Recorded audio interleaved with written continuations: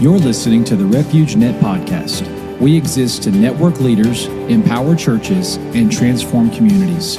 In this episode, Pastors Matt, Micah, and David sit down and discuss the upcoming and first ever Multiply Conference and what it will mean for the future of the Refuge N.E.T. Exciting days are coming. Enjoy this episode and get ready for an impartation from God for your life.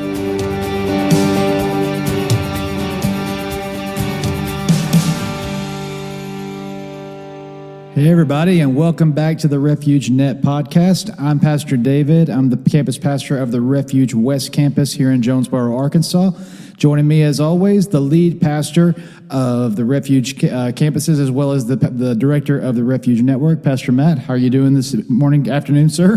Doing great, David. How are you? Maybe I'll wake up and realize what time of the day it is when we're done with this. It's actually afternoon. And also joining us, the multiplication pastor here at the Refuge Network, and also the pastor at the Mark Tree campus down in Mark Tree, Arkansas, Pastor Micah Cottrell. Micah, how you doing, buddy? Great. Glad to be here. Ready for the next episode. Looking forward to the conversation today. What's been going on in y'all's lives right now? Well, we're as we're recording this, we are getting ready for the Night to Shine, which we are hosting at this campus at Jonesboro this week. Mm-hmm. The Tim Tebow Foundation Night to Shine project for special needs folks and their families, and so we are in mid-preparation. The church is turned upside down in a good way, but we are ready to roll with that, and so we're excited to see to get to host about 400 or 500 people this week and get to minister to them on a very personal level. Absolutely. I mean, Night to Shine is such a great opportunity to be a witness in our community, especially to those that have special needs impacted in their family. Having a special needs child of my own, I know how much this is desperately needed. A lot of people cannot attend church because of this circumstance. So us being a church that opens up our doors to that, and just the overwhelming response. When I saw that text message, hey everybody, wait till Wednesday. We don't need you guys on Tuesday night because we got so much done on Monday night. Micah, that just speaks to the character of the people of our church. They love to help and get involved. Yeah, so Monday night was a very impressive turnout from a lot of the people here that call Refuge home, and got so much more done than I anticipated, which, at my house with Sierra's involvement, my wife's involvement in it, has been nonstop. So I knew a little bit about how much was going to be needed, and I was even shocked by the end of the night at how much was accomplished. So hats off to all the Refuge volunteers that really helped us out that evening, and I know that the work is going to ensue even more so tonight and over the next few days. But it's going to be all great. We're looking forward to it. I cannot agree more, and we will definitely give everybody an update after Night to Shine ends on how that went, and we cannot wait to update you guys on that, as well as other things that God's doing among the Refuge campuses. But the first episodes we dropped of this, we talked about the formation of the Refuge N.E.T and how that came to be, and some things that we're anticipating and expecting God to do within it. Pastor, just to come back to you before we move into today's topic, what's this current status right now of the Refuge N.E.T? Can you give us kind of an update on the partners that are joining, things that we've already been doing, things we're building right now within the N.E.T? Yeah, right now we're in a season where it's being really clarified who is feeling drawn into the network, who is finding their footing within it, as far as really discovering that it's a place of help for them and relationship for them. And so we're getting our group really established, but also it's a time where we're identifying some other folks that we're beginning to reach out to and see how much further the reach for this is going to go. But really we're at this, we're still in a formational season. We're putting the plans into motion. The plans are already laid, the blueprint's out, and we're enacting it. But everything is really, the lines are being colored in right now. And so we're just being able to see things begin to now take shape that have been on paper, but now are being realized. Pastor Mike, you got anything? I just love that this has been a conversation that, Pastor, you and I have had for well over a year, I think, at this point, and we're seeing it come together and watching what we've formulated over time, and thoughts, and just ideas that became thoughts, and thoughts that became plans that are becoming reality, honestly, it just means a lot to me. Every conversation, every Zoom call that we have, every moment that we get to share with our partners is just increasing my excitement about what's actually happening, because we know that it's going to continue. Awesome. Well, at the discussion of the Refuge Net, when y'all first brought me into it and began talking about what it was going to look like and how it was going to be, one of the other things that y'all mentioned was it won't be long before we actually launch a full-on network conference, and we'll call it the Multiply Conference, because multiplication is such a huge part of the DNA of our church. And so, take everybody back behind the curtain. When y'all began entertaining the idea about a conference to go along with the Refuge Net, kind of talk about the thoughts y'all had on the process, what the beginning stages of it were going to be, what we're going to do right up front, what the shape of it was. Just, Pastor, why don't you start? What was when you first thought to your mind, we need a conference to go along with this net, in the beginning stages of prayer and what y'all were seeing in your minds, what was that looking like? Well, for me, one of the things that I love about the Refuge Net is that the conference, along with the entire concept, has been grown out of just organic relationships. It's all come very organically. Like, we didn't sit down intending to set out and create this kind of a network, this kind of a conference. We didn't read a textbook or find someone's formula. It has been a journey of, as relationships formed with other pastors and churches, we realized, hey, maybe we need to form a relational group that's a little bit more formal than just, occasionally we see each other, but maybe we need to put something, together, and then the network begins to form. And then the more that takes shape and the more conversations we have, it just becomes to the point where it makes sense that at some point, these folks who are often never in the same room have the opportunity to see one another, and for us to provide the very real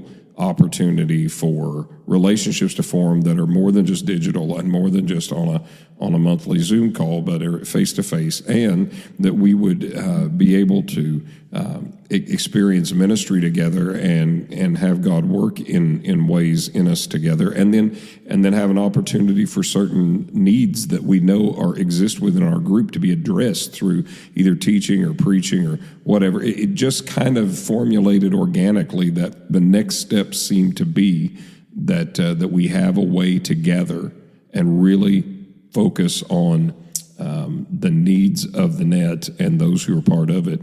And so the outgrowth of that was, what better way to do that than to put together a conference? Pastor Micah? Yeah, I think, Pastor, you really answered what I was going to say, probably, in that it's just very difficult for everybody to get into the same room every month and in a continual way. So we have a lot of the partners that do join are joining through Zoom. Some are able to come in person, but that's even difficult for some of our friends that are here in town with us to be in person once a month. So the idea of this whole thing was just for it to be as relational as it possibly can be. And we all know how difficult it can be to have relationships with people digitally or virtually or whatever it may be. I realized that COVID kind of made that a little more of brought it to prominence for us and showed us how things can be in this way. But I may be just a little old school in this. I like to sit down and look at people. I like to be able to reach out and shake somebody's hand. And the conference, I think, creates that. We might not be able to commit to be together in person with each other every month or even every quarter, because I know some of our partners are a long ways off. But if we can find that place where once a year we can all come together, get under one roof, and I think that really is something that we see our church doing with our campuses, the need for us to get together. We do that. For those of you who might not know, our Sunday nights, and the reason we don't have Sunday nights at our campuses is because we bring them all together at the central campus once a week, basically. And that has really made this group of churches very, very tight-knit.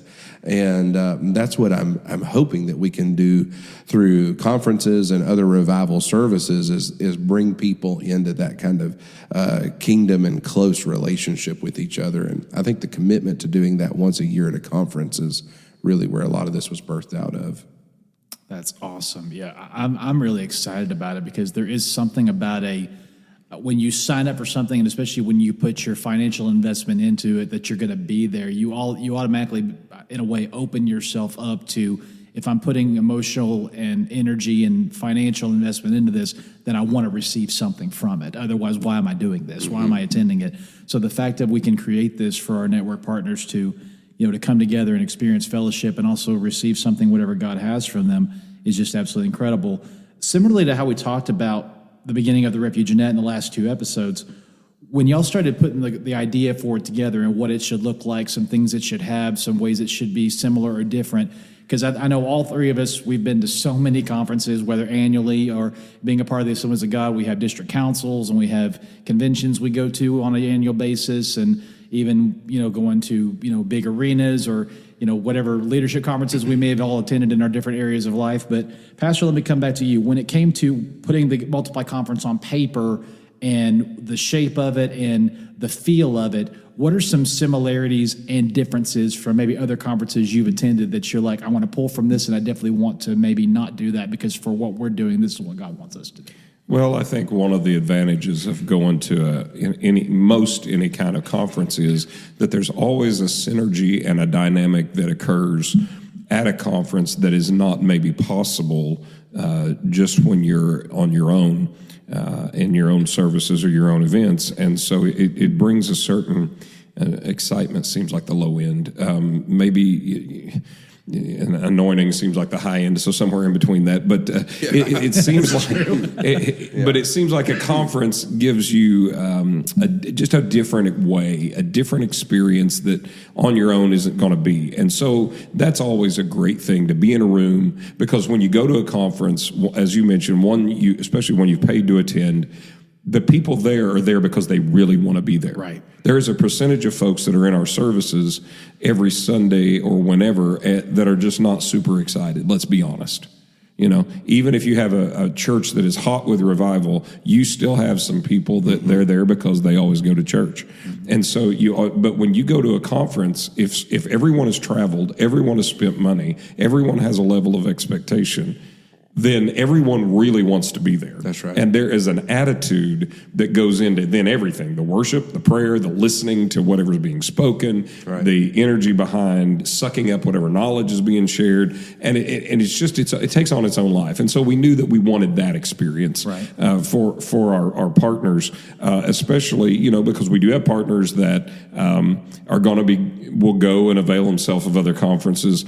But we have some, and we'll have more in the future, that maybe they don't. They're not in a position to where they can do a lot of travel, spend a lot of money, and go to a lot of other things. But this would give them the opportunity to experience that synergy and that excitement that comes when you have a group together that really has one specific focus. And so we wanted to take that from other conferences.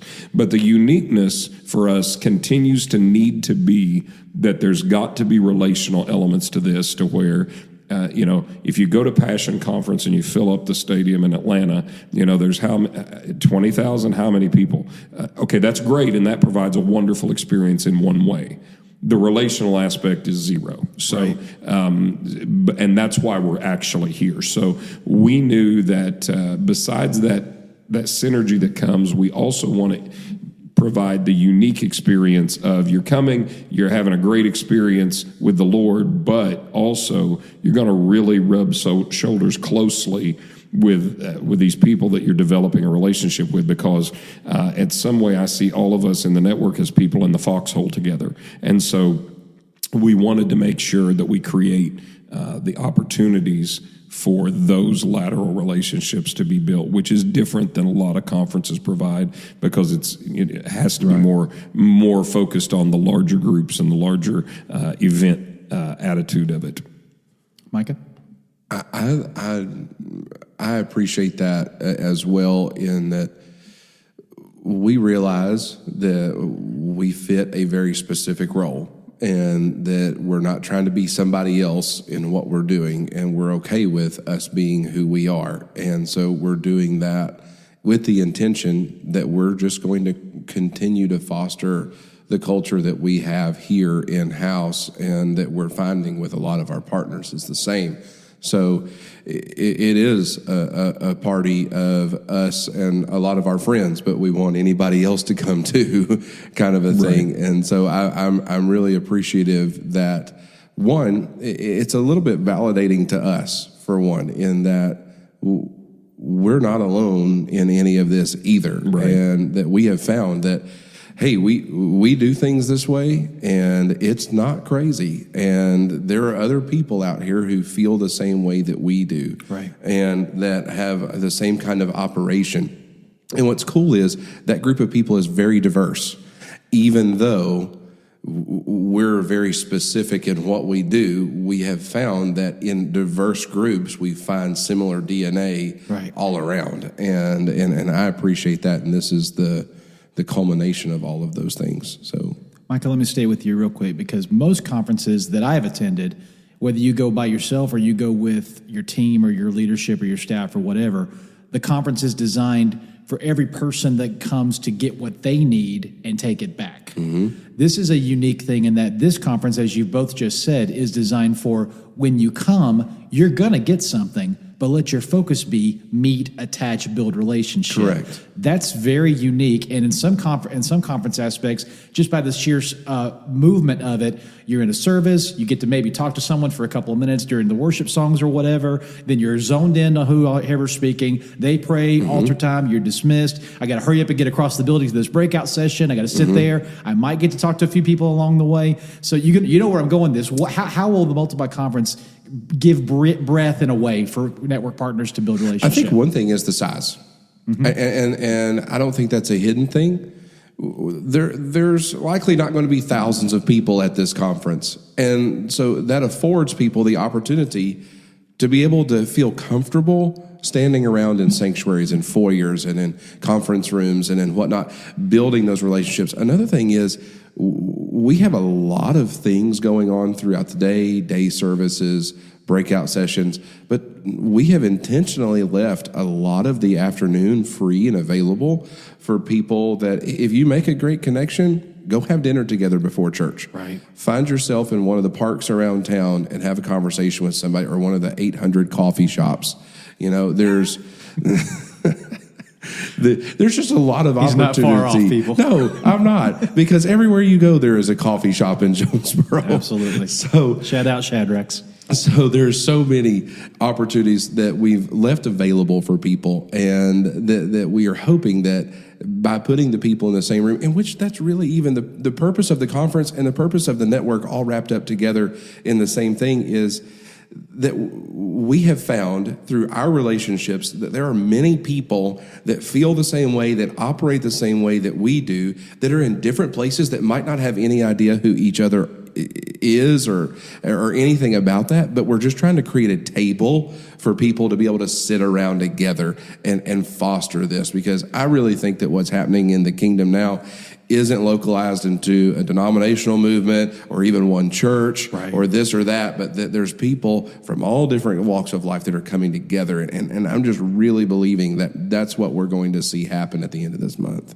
Pastor Matt, and tagging off of that, when you began praying about, you know, who's going to be speaking each night, what are the conference topics going to be, the breakout sessions, what are we going to talk about there, the morning sessions, the open invitation to the people to come to the evening services, all the aspects of this, kind of going off of that, what are some things as the pastor, knowing that this is going to be, you know, the first of this also, this is going to set the tone and we're going to build off of this one going forward.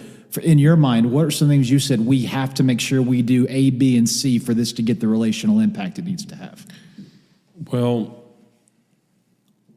one difference between this conference and our normal Refuge revivals or conferences is we typically bring in one speaker or one couple and keep them here for several days.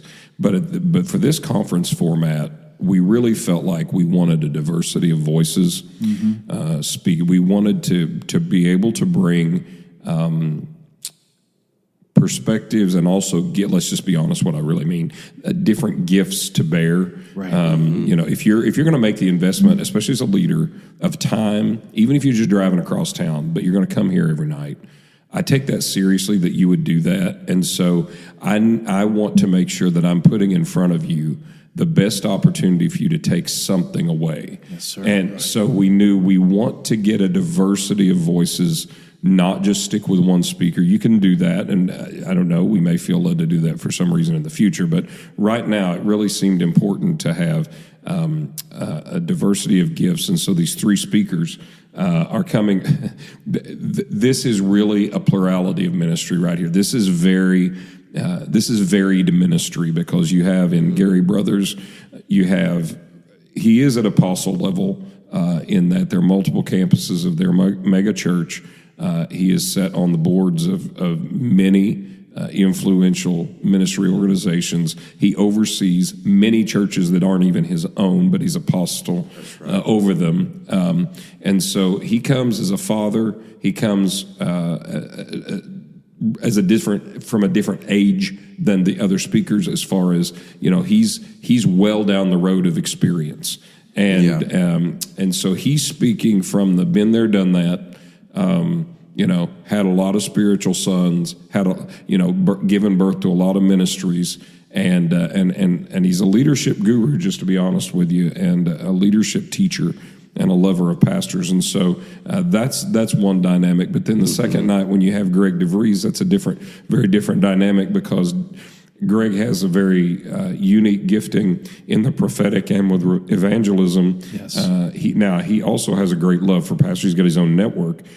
He loves pastors as well. And so the Lord uses him to speak very specific words to large groups of people pretty much at every service. And so he's going to bring the prophetic word of the Lord, and then he's going to be able to speak specifically into the lives of everybody. And then on Friday night, welcoming someone like Aaron Crabb, this is just very strong, just preaching, just bringing the word we wanted somebody that could bring on the last night something that would take us out of here fired up, ready to go invade our territory, having been fueled by everything that's happened earlier in the week, and then just launch us out with in a blaze of glory. And so very different gifts, but complementary, we believe, in creating a holistic experience for everybody. Pastor Micah, that's a great segue, adding into scheduling these three speakers. Pastor just gave his side on these three guys. Why don't you give your side on all three of these men? We've gotten to know these guys, well, two of the three at least, more personally over the last couple of years. I have. Pastor Gary, I just love to be around him. I've spent some time at his church and am planning to spend a little bit more time here in the near future up there in Cape Girardeau. And he was actually, this is probably a fun fact for some of those that are listening, he was the first person that we went to in 2018, I believe it was, to talk with about planting the church in Marktree. He was somebody that we knew that had planted some campuses very successfully. Pastor and Sierra and I made the trip up to Cape Girardeau, and I know you remember sitting in that big office, and he's got a lot of cool things from his travels of overseas ministry over the years. And I just loved getting to do that and hearing him, and then him coming and speaking at our volunteer summit a couple of years ago. The people at Refuge love Pastor Gary. So we're really, really looking forward to that. And then last year, it's not even been a year since almost a year since Pastor Greg has been here. And we got to know him at Ruach in Chattanooga. And what an incredible ministry it is that he has, and I think everybody has been a beneficiary of that. I know that my back got completely healed the night that he was here, and I even reminded Sierra of that a night or two before. I said, don't you remember that he told us when he was here, he told me when he prayed over me, he said, there's going to be things that start popping and cracking in you, and you're going to forget that you ever had a bad back. I said, that's been almost a year ago. Wow. So it's just an incredible thing. I've been a personal recipient of this, and I'm very, very thankful for the ministry of Greg DeVries. And Aaron Crabb has been a household name of my family's for years. Why? Because at my house growing up, on every Saturday night, we watched the Gaither Homecoming special. Mm-hmm. And so they made their appearances from time to time there as well. So I'm looking forward to having all three of these guys. I could not think of three better to have. So I'm really, really excited about hearing from all of them and having them here at Refuge. Absolutely. Yeah. I mean, I'm especially excited to get to know Pastor Gary and Pastor Aaron a lot more. I grew up with Greg. Greg was... He spoke as an evangelist in my papa's church when I was 13 years old, I believe, and 1999, and revival broke out on a Wednesday night, and he stayed for, I think, 13, 14 weeks, and it was just such a dynamic, powerful time to grow up in the midst of that and see God healing people and words of knowledge and the prophetic beginning to flow, and it really opened the door to a lot of the growth of Faith Church in Florence. The numbers began to rapidly grow from that because God was just blessing that movement of prayer. Not saying it had been blessed before that. They had tremendous growth, but the spiritual maturity and the growth that expanded. So I cannot wait to see Pastor Greg again and get to know. Let me flip the script on you for a second. Ask you a question. Sure. From that time, there's been a little bit of water come under the bridge since that moment happened for you in 1999. Right. 20 years. So what is it different like having seen what his ministry is like was like here last year? Right. Is it any different than it was in 1999? I think he was more evangelistic then. Okay. Because he was 20 years younger. Yeah. So he was still finding. So the prophetic anointing has vastly improved. So I think, back in that day, there were so many mature prayer warriors around him that he didn't have to do a lot of that. A lot of people were already in the altars ready for that. Yeah. And so he was really just facilitating. But now to see just how quick in the moment he hears God, that's always been, amazing to me. And Pastor Matt, you're someone else that I think about when I think about this, the gifting to literally in the minute just pivot and hear God's whisper and say this right now, or this person needs to hear this right now, or things like that. That's something I've always, really admired and prayed for God to have that relationship with, because in today's culture with so much noise and chaos, to hear the whisper, the still small voice of God is so incredibly important in today's culture. And Pastor Greg carries that anointing. He does, and I'll tell you why. And I recognize why, and it happens to be because I've talked to him enough to know it. Yeah. You get more familiar with the voices happening all the time. Right. But it is your ability to dial into it and discern it that is really the variable. God speaking and wanting to use ministry people is not a variable. Mm-hmm. But the variable is our capacity to dial into it.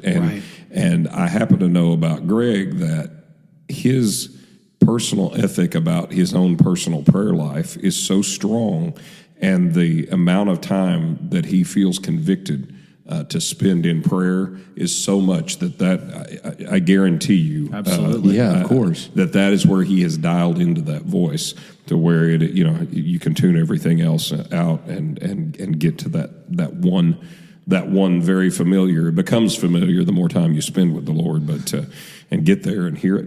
I'm not trying to sabotage what we're talking about here, but I have other questions that are popping up in my mind about this. As you notice, I notice this in people like my dad. The older somebody gets, and the more mature that they get in the Lord, I don't know if this sounds bad or not. I want to say it. They spend they prioritize prayer a whole lot more in their life than younger people in the ministry would. Absolutely. Yeah. Is that a direct result of just the revelation of the need for that amount of time and that amount of dedication spent? Or do you think it is is it revealed because of their experience that you go through so much, you realize that this is the only thing you're going to ever be able to go back to? Is it? I just love to hear David say that, like, well, he was this way in 1999 a little bit, but this part of his ministry manifested more later on in his ministry.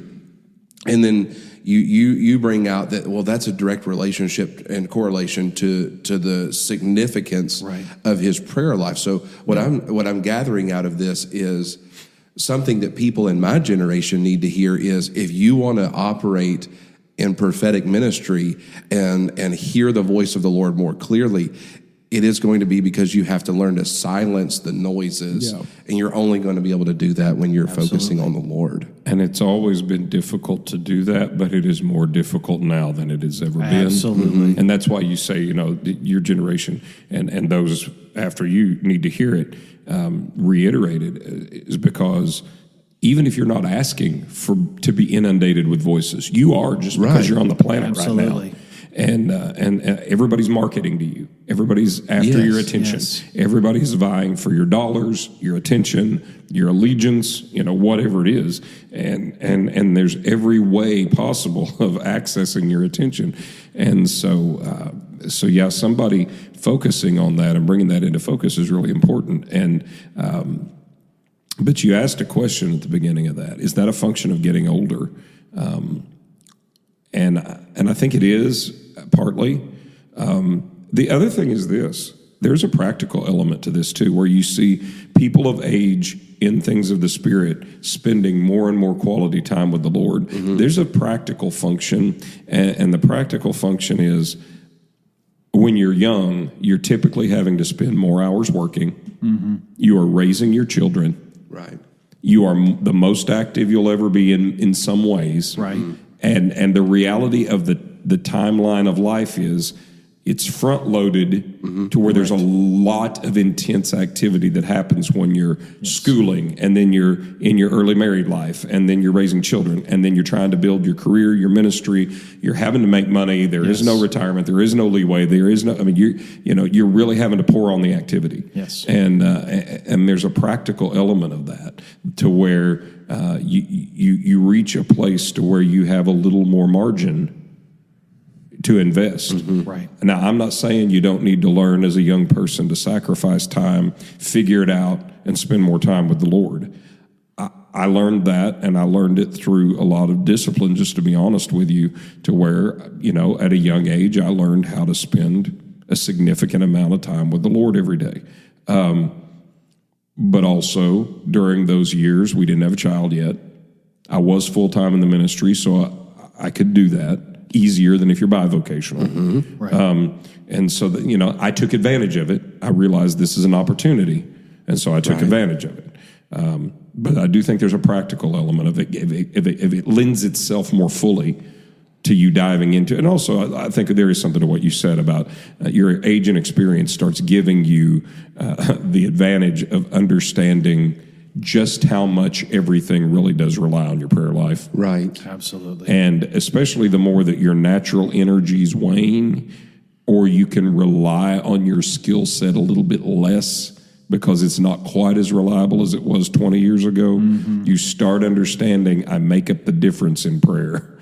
And I think that's some of it. But there's some of age that you just can't get away from. I mean, there's just some time that I remember when I was, and now I'm hijacking it with my story, but for all you network partners, this is what you're going to get at the Multiply Conference too. So just hang in there with us. When I was, before I came back into the Assemblies of God after having left, I was in an organization that had credentialed me with some very, very, very, very dear older folks who had worked very diligently in the Assemblies of God in some high-up offices, and then had left and formed their own organization.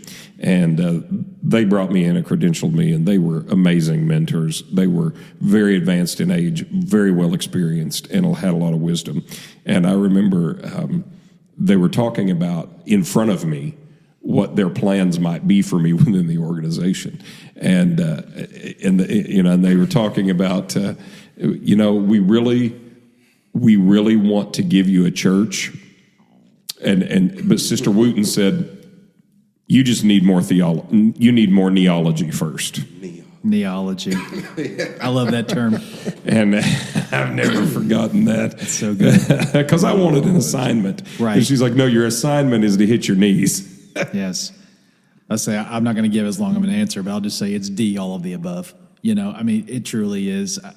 Pastor hit the nail completely on the head. When your kids are brand new and when you're like, look, that electric bill's coming, I got to work and I got to make sure the mortgage gets paid.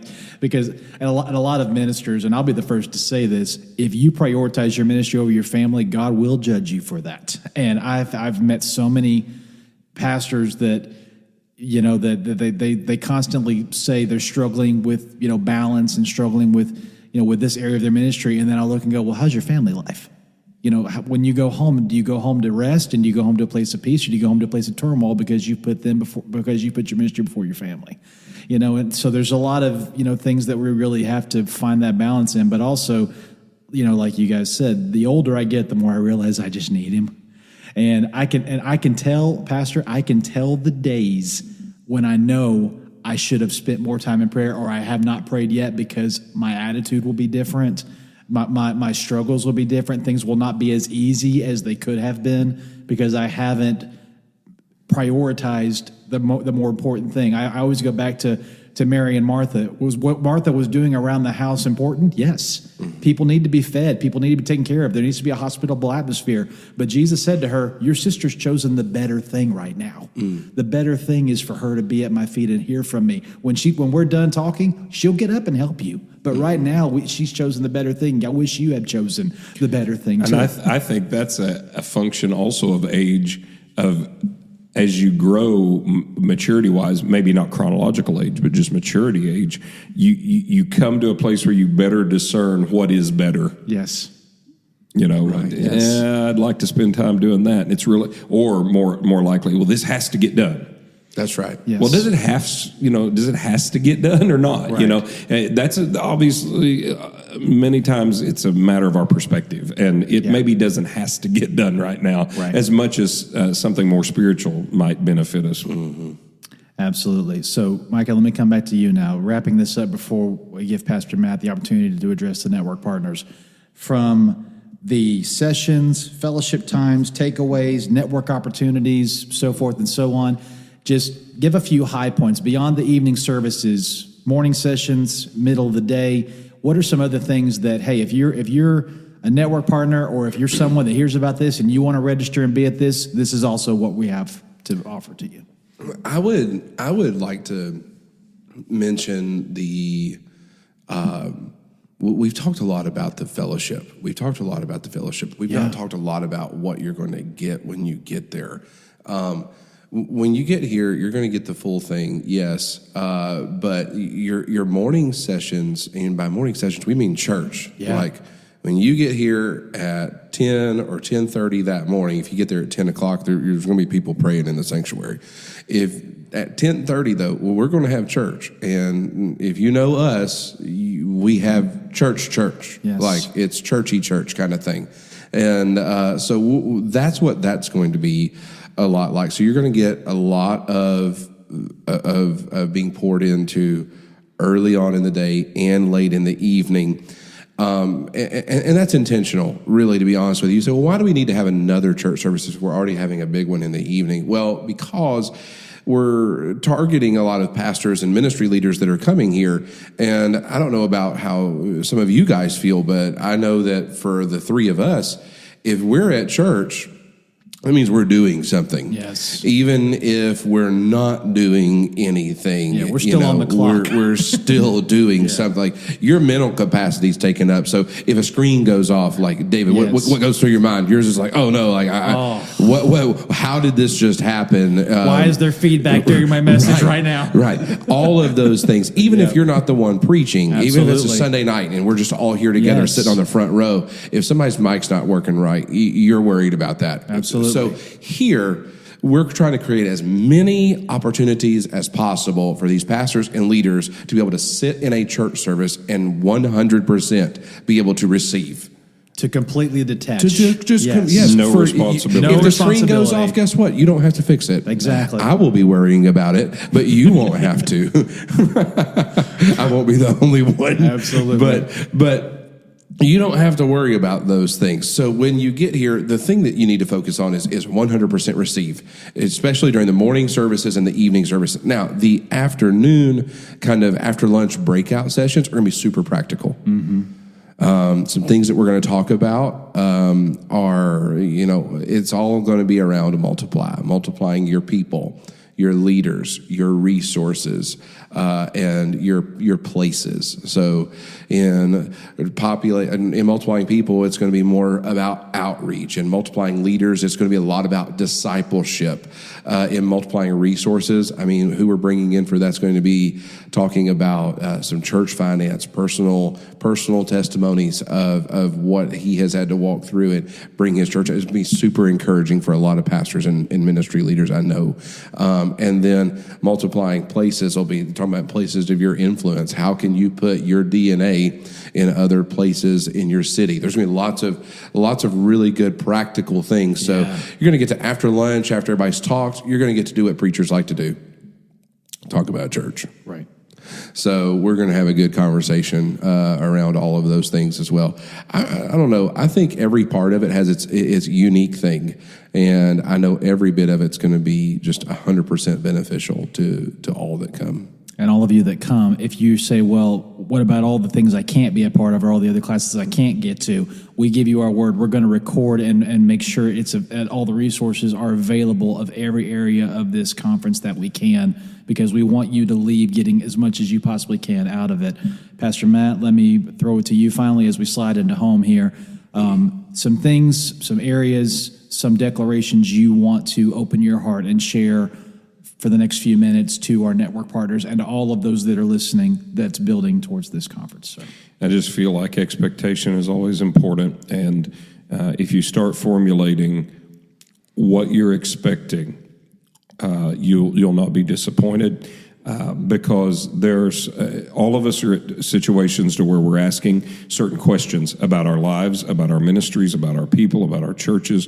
There's something you're asking God about. There's something you're praying about, or there's something that you need insight on. Yes, there's something that would be, if this got dealt with, it would take us to the next level. If I were to get a direction on this, it would solve a problem.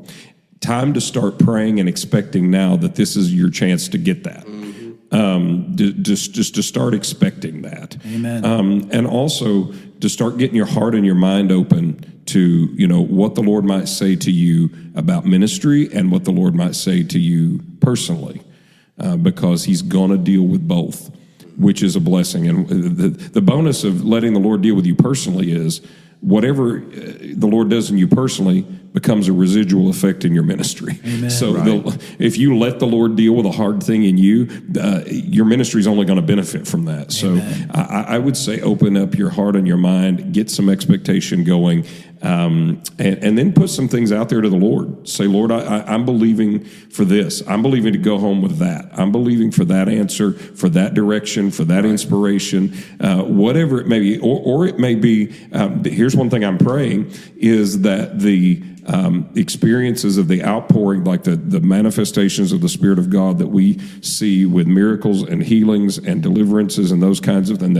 the vast workings of the gifts of the Spirit, the visions and the dreams. I am believing for that to multiply into every network church that shows up. And I say multiply because you may be already having great experiences with the things of God, but I'm believing for that to be turned up. Increased. Yes, sir. Because of being here and being part of what God's doing in the collective. Absolutely. So all of you that are listening, partners, listeners, church members, Refuge family, please cover this conference in prayer. We really want you to be there. The evening services are open to absolutely anybody that wants to attend. the morning sessions and services, we ask you to please go to refugechurchag.com and register so you can be a part of those, as well as everything else that's going to be offered there. And again, if you cannot attend every part of it, that's okay. We're going to do our best to record and have all the resources from every class, every breakout session that we possibly can, so that you can have those to take back to your church wherever you're from, or just take into your home wherever you're going from. Pastor, as we close this out, I think it would be very appropriate for you to cover and end this podcast episode in prayer, sir. Father, I thank you for the opportunity to gather around this digital table with those of like mind and like heart. Our hearts and our desire is to pursue you and to lead as others pursue you. So, Lord, I pray that you would absolutely take the wisdom that has been released here today and multiply it among those who've heard. I pray, oh God, that you would give us a great preparation in our hearts for what is coming at this conference. I pray that you would multiply this network and find those who need to be part of it and bring them around this table as well. And we thank you that it's going to result in a harvest of souls here and around the world. In Jesus' name, amen. Thank you for listening to this episode of the Refuge N.E.T podcast. Be sure to look in the description for notes from today's episode and for more information about the Refuge Ministry Network. We appreciate you for listening. Thank you to all of our network partners, and to God be all the glory. Have a blessed day, be fruitful, and multiply.